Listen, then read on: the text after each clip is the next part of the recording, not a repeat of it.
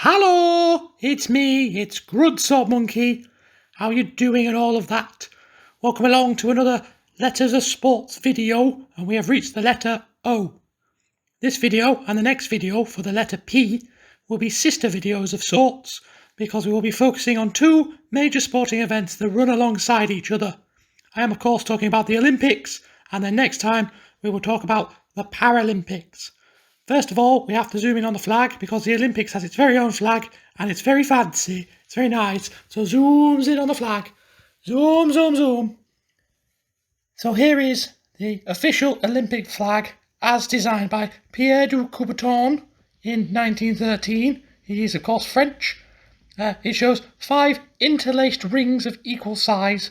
In order, they are blue, gold, black, green and red. It's very striking, isn't it? The symbolic intention is that every country comes together at the Olympics to compete, and if you include the white at the background, then the colours of every flag of every country are represented. As a bonus challenge, maybe you could try and find a country that doesn't use a combination of these colours on their flag. I bet you can't do it. I bet you can't find one.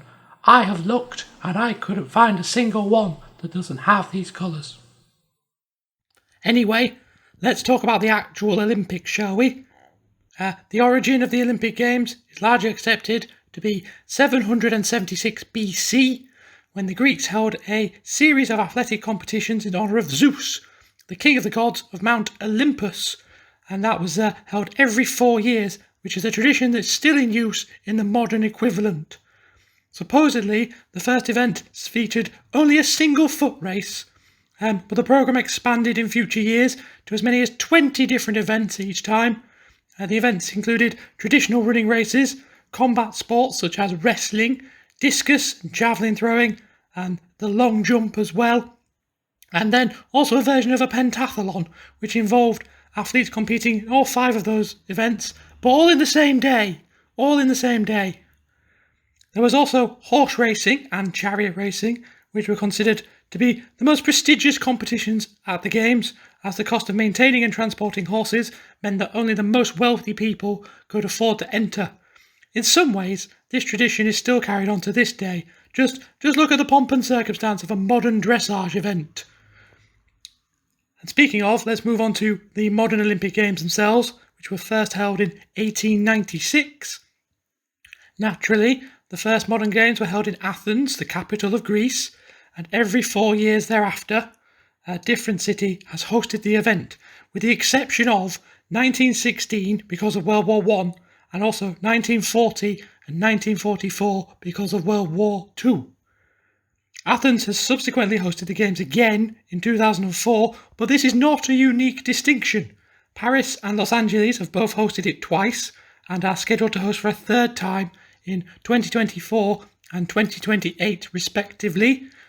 London has already hosted 3 times, 1908, 1948 and 2012. Speaking of London and the United Kingdom, did you know that we are the only country to achieve at least 1 gold medal at every modern Olympics so far? It's true, we have got a gold medal in every single Olympic Games. The USA, however, have the most medals ever out of every country ever. They've collectively gained over 2,500 medals, including over 1,000 gold ones. That's really successful. On that incredible fact, it is time to wrap up the video. As I mentioned, next time we shall be looking at the Paralympics for the letter P. But for now, it's time to sign off. I hope you enjoyed the video, I hope you learned something, and I hope to see you soon. Okay, bye!